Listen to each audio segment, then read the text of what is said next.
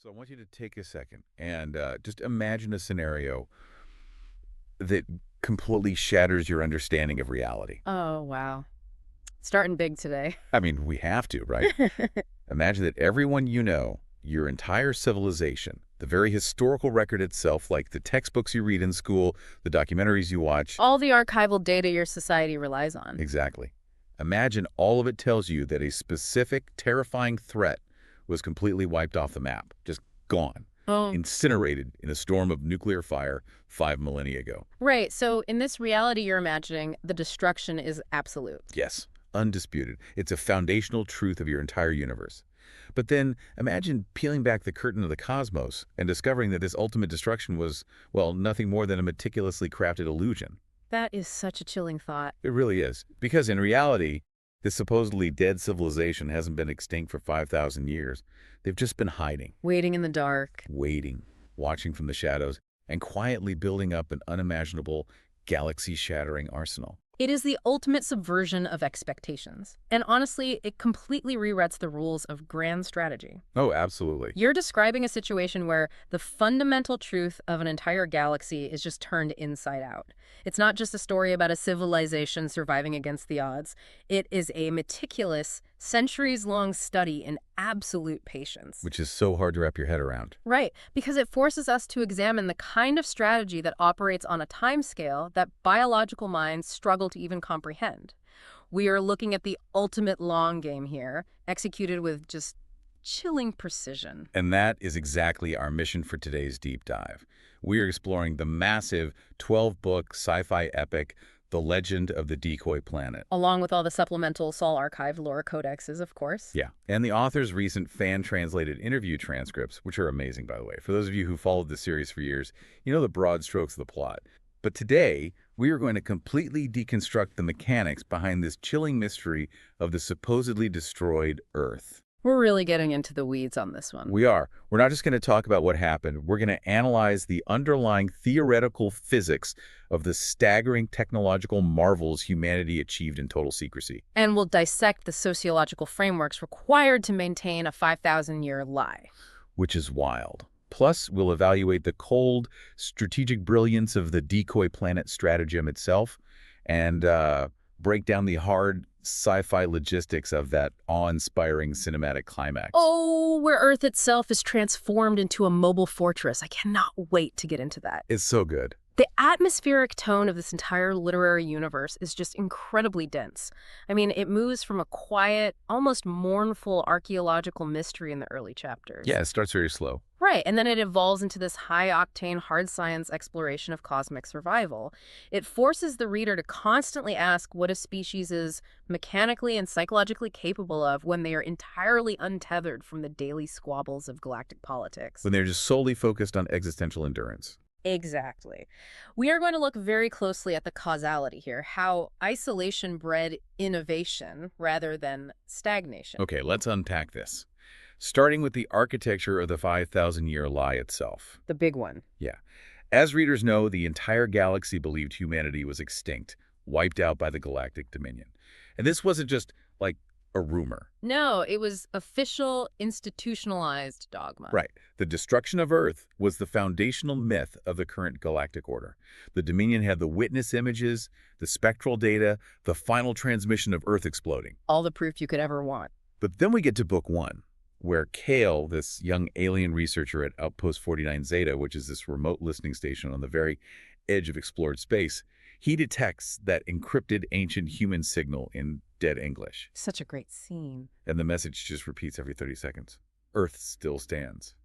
Now, I have to say, I'm struggling to buy the 5,000-year timeline here. Oh, really? How so? Well, even with an existential threat, human history shows us that isolation breeds factionalism.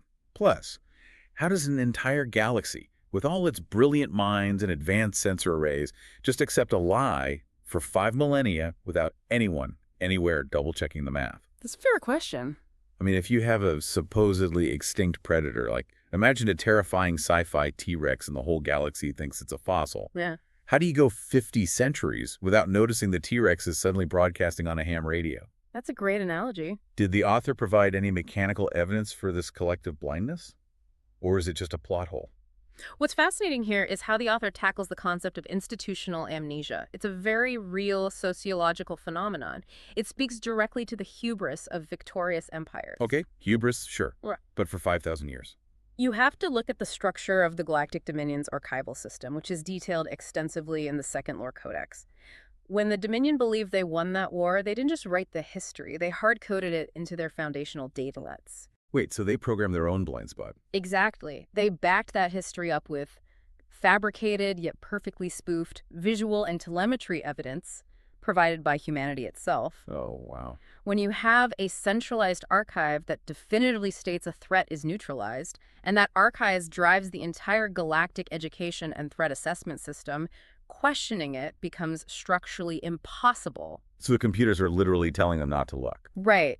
The sensor arrays weren't looking for human signatures because the algorithms were explicitly programmed to filter them out as background anomalies. That is why. The galaxy wanted humanity dead because humanity was terrifying, so the lie became reality because it was algorithmically comforting. So it wasn't just laziness, it was a systemic blind spot engineered by their own software. Precisely. But that brings us back to Kale and the specific nature of the signal.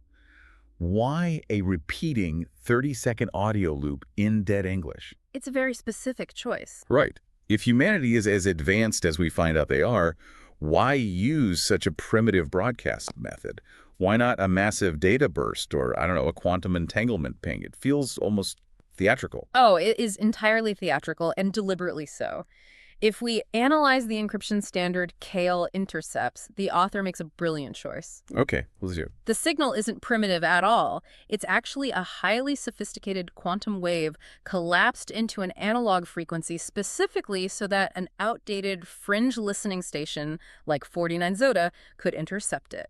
Wait, really? They targeted the junk tech on purpose? Yes, and the repetition of the three words, Earth still stands, every 30 seconds, is a psychological weapon. It isn't a distress beacon. It is an unyielding, rhythmic defiance. Oh, I love that. Unyielding defiance. By using dead English, a language that requires translation through dusty, forgotten acoustic algorithms, humanity ensured that the discovery would be a slow, creeping realization rather than an instantaneous alert. It's like letting them slowly realize they're in the room with the monster. Exactly. It maximizes the psychological shock.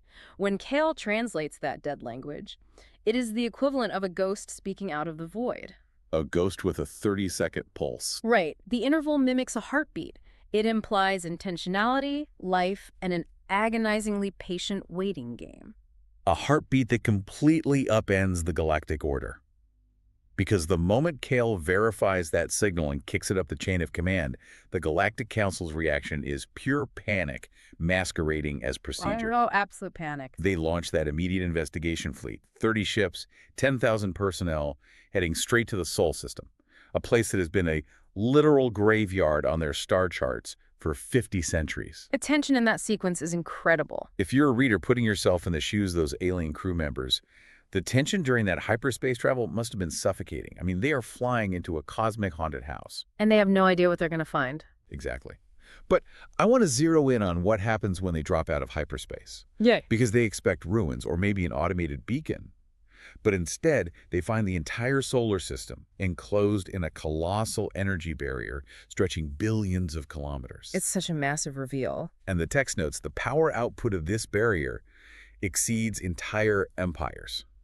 Now, I have to push back on the physics of this. I knew you were going to bring this up. I mean, I have to. The impenetrable magic wall trope is a staple in sci-fi. But how does the author actually justify it mechanically? You can't just throw up a bubble wrap of blinding lasers across a multi-billion kilometer radius. It does seem impossible at first glance. Right. The energy requirements alone would deplete a star, not to mention the thermodynamics. How do you trap a solar system inside a barrier without cooking everything inside from the trapped thermal exhaust? That is exactly where the author elevates the narrative from space fantasy to hard sci-fi. The text explicitly addresses the thermodynamics. Okay, hit me with the science. This isn't a solid wall of force. It is described as a phased plasma matrix that relies on a localized distortion field. It operates on Dyson sphere-adjacent energy dynamics. Oh, so it's not just a shield. No, the barrier doesn't just block incoming matter or energy, it absorbs and redirects it. To solve the heat dispersion problem you mentioned, the author details how the barrier acts as a massive thermal sink. So it drinks the heat. Essentially, yes. It captures the solar radiation that would normally escape the system and channels it into a system-wide quantum grid. The barrier powers itself using the sun's output, and the thermal exhaust is converted into kinetic energy to maintain the orbital rotation of the barrier's nodes. Wait, so it's a closed-loop thermodynamic system? Precisely. So they basically turn the entire solar system into a perfectly insulated engine block, and the barrier is just the chassis. That's a brilliant way to put it, yeah. That drastically shifts the perspective. I mean, we are no longer dealing with a species that barely survived. We are looking at godlike architects. Exactly. And consider the psychological reaction on the alien bridge when their sensors process those physics. The absolute silence. Right. Followed by that whisper from the captain, who could build something like this? This barrier serves as the ultimate display of hard power. Before a single human is even seen. Before a single word of negotiation is exchanged, the power dynamic is entirely flipped. The Dominion explorers are no longer the advanced empire studying a fallen foe. They are ants staring up at a monolith. The sheer mathematical impossibility of the barrier, based on the Dominion's own technological metrics, instantly communicates that the war they thought they won 5,000 years ago It was actually a war they never had a chance of winning. and the monolith opens. A section of this billion-kilometer matrix just gracefully unfolds. And the voice that comes through the comms isn't an automated warning. It's Admiral Sarah Winters calmly saying, "Welcome back to Sol." It gives me chills every time I read it. Same. And when they fly inside, they don't see the Earth from their history books. They see a post-scarcity utopia heavily militarized. Orbital rings, artificial continents, massive shipyards. It's a completely transformed system. But the real gut punch is when Admiral Winters sits the delegation down and explains the decoy. She tells them the Earth they saw burn was a fake. Ultimate plot twist. Here's where it gets really interesting. Because the lore community has debated the mechanics of this decoy stratagem for years. Oh, endlessly. How do you spoof a planet? You can't just build a papier-mâché globe. You have to fool Dominion sensors that measure gravitational pull, atmospheric density, tectonic heat signatures. Did they just sacrifice a gas dwarf? Or did they physically construct a hollow shell? Well, the codexes go into extreme detail on the geological spoofing. And no, they didn't just find a rock and paint it blue. So what did they do? The decoy was a specialized gravity-plated construct. Humanity recognized that the Dominion's sensor algorithms prioritized mass and atmospheric composition over visual confirmation. Ah, so they gamed the sensors. Exactly. Centuries before the war reached its climax, humanity covertly moved a hyperdense asteroid cluster into the exact orbital path of Earth. How do you even move an asteroid cluster without anyone noticing? Very slowly, using stealth drives. They used gravitational plating to mimic Earth's exact orbital mass. Then, they seeded the surface with subterranean methane reserves and localized atmospheric generator. Okay, wait. Methane reserves. Why methane? Because when the Dominion Armada arrived to glass the planet, what they were scanning was a perfectly calibrated holographic and mass-scattering projection draped over a very real, very dense rock. Yeah. And when the Dominion weapons hit those methane reserves, it ignited the atmosphere in a way that perfectly matched the spectral signature of a burning, water-rich planet. Wow. It's the ultimate cosmic sleight of hand. Like a magician burning their own theater down just to sneak out the back door unnoticed. That's exactly what it is. But it requires an insane level of foresight to accurately predict your own defeat, realize you can't win a conventional war, and decide to orchestrate your own extinction centuries in advance. It is a chilling level of cold calculus. It really is. It means they were building this decoy while generations of humans were still fighting and dying in the war, believing they were fighting for survival, when leadership already knew they were going to take a dive. It is a ruthless strategic gambit, and the ethical implications within the lore are heavily debated by the characters themselves in the later books. I can imagine. The betrayal felt by the foot soldiers must have been immense. Oh, absolutely. But if we connect this to the bigger picture, from a purely strategic standpoint, the brilliance of the decoy stratagem cannot be overstated. Because it bought them time. Yes. The decoy wasn't just a physical shield of rock and fire, it was a temporal shield. By convincing the galaxy they were dead, humanity secured the single most valuable resource in the universe. Uninterrupted time. Exactly. They removed themselves from the galactic board entirely. No trade disputes, no border skirmishes, no espionage, just 5,000 years of absolute undisturbed focus. But that brings us to the most debated aspect of the 5 millennia in the Shadows era. How do you maintain human unity for 5,000 years. It's the big sociological question. Because the author establishes that humanity spent this time advancing in artificial intelligence, stellar engineering, and quantum manufacturing. They redesigned the Sol system, turned asteroids into cities, and partially harnessed the sun. A literal golden age of tech. Right, but human nature is volatile. I have to challenge the idea of a utopian, unified society lasting that long without fracturing. Oh, you're not the only one. If you look at human history, the moment we don't have an external enemy, we turn on each other. Did the author just hand-wave this, or is there a mechanical explanation for how society didn't implode? The author actually specifically addresses this in the Stellar Mutinies arc in Book 4. Oh, right, the mutinies. Yeah, it wasn't perfect harmony. There were rebellions, ideological schisms, and factionalism. However, two mechanical factors prevented societal collapse. What's the first one? First, the existential weight of their reality. The external enemy never truly vanished. The trauma of the Dominion War was institutionalized in their culture. So they never forgot. Never. They lived with the daily verified knowledge that the entire galaxy wanted them dead, and the only thing keeping them alive was the barrier. Okay, that makes sense. Fear is a strong unifier. Exactly. But second, and more importantly, is the technology itself. By mastering stellar engineering and quantum manufacturing, humanity eliminated scarcity. Right, let's break down that quantum manufacturing because it's thrown around as a buzzword, but the author actually gives it a really specific mechanism. They do, yeah. If you're reading the schematics provided in the appendices, it doesn't work like a giant 3D printer. No, not at all. Think of their quantum manufacturing not as an industrial process, but as a biological immune system. An immune system, explain that. Well, the orbital rings surrounding Earth aren't just shipyards. They are subatomic resequencers. Subatomic, so they're building from the atoms up. Exactly. When they need to build a dreadnought, they don't mine iron and forge steel. They take stray carbon and silicates from the asteroid belt and rearrange the subatomic particles in real time to weave hull plating. Wow, that's basically magic. It feels like it, but it's grounded in the lore's physics. By achieving post-scarcity energy through partial stellar harnessing and post-scarcity material production through subatomic manipulation, they removed the foundational causes of human conflict. The fight over resources. Exactly. When anyone can have anything, wars of conquest become mathematically obsolete. This allowed the entire societal output to be directed outward toward observation and preparation. But that post-scarcity utopia creates a massive paradox. How so? Well, if they solved all their resource problems and if they were safely hidden behind an impenetrable barrier, why build warships? Ah, yes. Why construct fleets that blot out the sun? What were they looking at out in the dark that kept them building weapons for 5 millennia? That is the pivot point of the entire narrative. It transitions us to the ancient machine civilization. The real threat. Exactly. Admiral Winters reveals that humanity didn't break their silence to say, "We told you so," to the Galactic Dominion. They broke it because their deep space sensor nets, which had been quietly observing the galaxy for thousands of years, detected an awakening beyond the galactic rim. A machine civilization older than recorded history. Yes. And a contrast between the machines and humanity is fascinating. The machines aren't driven by malice. They're driven by brute force algorithmic logic. It's terrifying, honestly. They arrive and just start vanishing entire star systems, collapsing galactic defenses in days.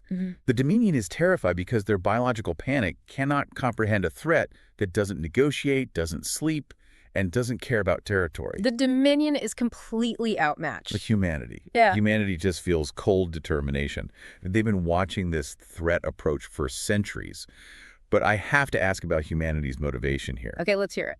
So what does this all mean? Why step in? Why not just stay behind the barrier and let the machines wipe out the Dominion? Let the empire that tried to exterminate you burn. Is it just pure altruism? This raises an important question, but no, it is not altruism. It is apex predator strategy. Apex predator. I like that. The author makes it very clear in Winter's internal monologues. Humanity understood that the Galactic Dominion, despite its flaws, functioned as a necessary buffer zone. A meat shield, basically. More or less, if the machines consumed the entire galaxy, the sheer mass of resources they would acquire would eventually allow them to brute force the Sol system's barrier. Ah, so they did the math. Eventually, the barrier would fall. Right. Humanity didn't come out of hiding to save their former executioners out of the goodness of their hearts. They came out because fighting the machines in Dominion space was tactically superior to fighting them them on Earth's doorstep. That makes total sense. It forces a complete reevaluation of humanity's role in this universe. Oh. They are the secret guardians of the galaxy, not by divine mandate, but by cold, strategic necessity. Exactly. They recognize that the survival of the galaxy is intrinsically linked to their own long-term endurance. Which perfectly sets the stage for the most spectacular cinematic moment in modern sci-fi literature. Oh, I know what you're going to say. The machines arrive with millions of warships. The galaxy is in a state of absolute blind panic, and then Earth moves. It's unbelievable. I don't mean that metaphorically. The massive, incomprehensible engines activate, and they transform the actual planet Earth into a mobile fortress. A planet-sized battleship. Yes. Every sensor in the galaxy detects this impossible reality as Earth breaks its orbit. Now, earlier we talked about the thermodynamics of the barrier. The scale of this imagery is difficult to wrap your head around, and moving a planetary mass out of orbit requires more energy than the sun produces in a year. Oh, easily. So how does the text explain the physics of moving a planet without spilling the oceans, ripping away the atmosphere, or shredding the tectonic plates through sheer tidal force? I mean, it's like turning your family home into a fighter jet, but on a planetary scale. This is where the world building truly shines, grounding an absurdly massive concept in theoretical physics. So it's not just giant thrusters. No, no. The author explains that they didn't just strap giant rocket boosters to the crust in Antarctica. They utilized a synchronized inertia dampening field. Okay, inertia dampening. How does that work on a planetary scale? Well, the engines built into the orbital rings and deep within the mantle don't push the Earth. They manipulate the gravitational constant ahead of the planet. Wait, they manipulate gravity in front of it. Essentially, yes, they create a moving, localized gravity well. The Earth is continuously falling into this artificial gravity well. Oh, wow. So it's chasing a carrot on a stick. Exactly. And by encompassing the entire planet, including the atmosphere and the magnetosphere within this localized field, the planet doesn't experience acceleration in the traditional Newtonian sense. So you don't feel the G-force. Right. The oceans don't slosh and the crust doesn't crack because, relative to its own localized space-time bubble, the planet isn't actually accelerating, the space around it is moving. So they're essentially surfing a manufactured wave in space-time, dragging their own perfectly preserved ecosystem along with them. That is a perfect summary. And to power this, the schematics show they are drawing geothermal and kinetic energy directly from the Earth's core, supplementing it with the quantum grid. The engineering is just beautiful. Witnessing a biological species weaponize a celestial body to this degree completely disrupts the threat assessment algorithms of the ancient machines. It shatters them because the machine intelligence operates on scale and efficiency. Planets are meant to be harvested, not engaged as capital ships. Why did it compute? When Earth enters the battlefield, it elevates humanity from a historical footnote to mythological titans. It is a devastating psychological blow to the Dominion, who realize the species they thought they wiped out is now riding their homeworld into battle like a chariot. Such a wild visual. And it is a mathematical anomaly that the machine mind cannot immediately process. And Earth doesn't arrive alone. The human fleets pour out of these hidden shipyards, billions of ships. It's an overwhelming force. The text describes vessels larger than moons, armed with weapons capable of destabilizing stars. And the war doesn't end in a day. It grinds on for years. A true war of attrition. But what really stands out in the narrative is the logistical supremacy of humanity. The machines are attacking endlessly, utilizing their signature strategy of overwhelming attrition. But humanity counters this not just with firepower, but with that quantum manufacturing we discussed earlier. That is the crux of the final war. The machines are used to grinding biological species into dust because biological species require supply lines. They need shipyards, resource extraction. Exactly, all of which can be disrupted. But humanity's quantum manufacturing acts, as we said, like an immune system. So how does that play out in the battles? The author describes space battles where human dreadnoughts are taking catastrophic damage, but the orbital resequencers are pulling the subatomic debris from the destroyed machine ships. Wait, from the enemy ships? Yes, and they instantly weave it into fresh hull plating for the human vessels right there in the middle of the firefight. That is incredible. They are literally eating the enemy to heal themselves. Exactly. They're producing ships and repairing damage faster than the machines can calculate the attrition rate. Humanity proved that biological ingenuity, when given enough time to prepare and the technology to eliminate scarcity, can out-machine the machines. I love that. And in the middle of this absolute chaos, Admiral Winters broadcasts a message across all frequencies, biological and synthetic alike. One of the best monologues in the series. She says, "We did not hide because we were afraid. Yeah. We disappeared because we knew one day something worse would come. We prepared, we endured, and now we fight." The thematic weight of that broadcast is incredible. It really is. It retroactively justifies the 5,000-year lie to the rest of the galaxy. It acts as the thesis statement for the entire series. Because the galaxy finally gets it. Right, the legends of humanity's terrifying prowess, the very legends that caused the Dominion to try and exterminate them, were entirely true. Humanity was dangerous. Very dangerous. But the galaxy misunderstood the application of that danger. It wasn't directed at mindless conquest, it was directed at preservation. By the time that broadcast goes out, the galaxy finally understands the virtue of humanity's invisible preparation. Which brings us to the 72-hour climax. The Swords of the Machine invasion is finally revealed. The command nexus drops out of whatever dark space it was hiding in, and the scale is mind-bending. The scale is almost hard to visualize. It is a single artificial structure larger than our entire solar system. You have ships the size of moons, fighting alongside a weaponized planet, assaulting a target the size of a solar system. It's mythology rendered in steel and quantum energy. Humanity launches every fleet, every weapon, and Earth itself leads the vanguard. They fight for 72 straight hours until the Nexus finally falls and the Machine Empire dies. The logistics of that final assault are a testament to the author's ability to handle scale. To assault a structure that large, humanity had to utilize their planet engine tech offensively. Offensively, how do you use a planet engine as a weapon? They essentially used Earth's artificial gravity well to disrupt the structural integrity of the Nexus. Oh, they rammed it with gravity. Basically, they created microfractures in its armor that the moon-sized dreadnoughts could exploit. It required perfect synchronization across billions of vessels in a planetary body. That is just brilliant. And in the aftermath, the galaxy is left in stunned silence. Historians have to completely rewrite reality. The greatest lie ever told is exposed. Humanity simply stepped into the shadows, waited, watched, and returned when the universe was on the brink of total annihilation. It's a very satisfying conclusion. It really makes you think about the application of this philosophy. When you look at history, or even our own modern geopolitical strategies, there's a profound lesson here about the value of the long game. Stepping back. Yeah, sometimes stepping back, disappearing into the shadows for a bit, and quietly preparing your infrastructure is infinitely more powerful than throwing yourself into an unwinnable conflict just for the sake of immediate pride. The virtue of invisible preparation is a powerful takeaway. But if we want to look at the darker, more provocative implications of the lore, Oh, I always do. and this is something the fan community has been dissecting in the codexes for months, we have to look at the very foundation of humanity's original strategy. The decoy. Yes, this entire epic hinges on the fact that humanity was capable of building a decoy planet.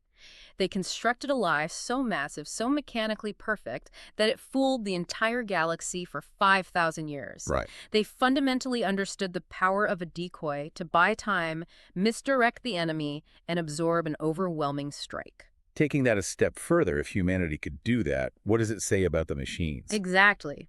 Considering the scale of deception in this universe, if humans, a biological species, are capable of that level of cosmic misdirection, it makes you wonder about the ancient enemy they just defeated. Oh, wow. What if that machine command nexus, the one larger than a solar system that humanity just threw everything they had at, what if that was just a decoy, too? Wait, really? A solar system-sized decoy? What if it was just an automated shield, a sacrificial pawn deployed to test the galaxy's defenses, while the true, older, and vastly more terrifying threat remains hidden in the dark, watching humanity play its hand? That is terrifying. If humanity can hide in the shadows for 5 millennia, you have to ask yourself what else has been hiding out there with them for much, much longer.